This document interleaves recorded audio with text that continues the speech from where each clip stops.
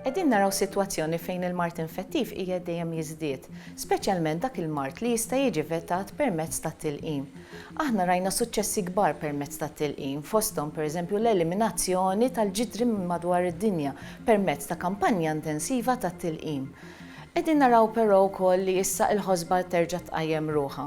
Infatti fl-Ewropa s-sena l-oħra kien hemm il fuq minn 53,000 persuna li mardu bil-ħosba u minn dawn kien hemm 40 li mietu. F'Malta aħna wkoll nagħmlu sorveljan tal-mart infettiv. Infatti qegħdin naraw li s-sena l-oħra kellna 6 każijiet ta' ħosba.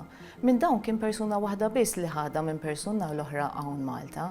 Però illum il-ġurnata din is-sena qegħdin naraw stampa kompletament differenti fejn rajna l kellna il fuq minn 31 każ ta' ħosba li ttieħdu minn persuna għall-oħra hawn Malta.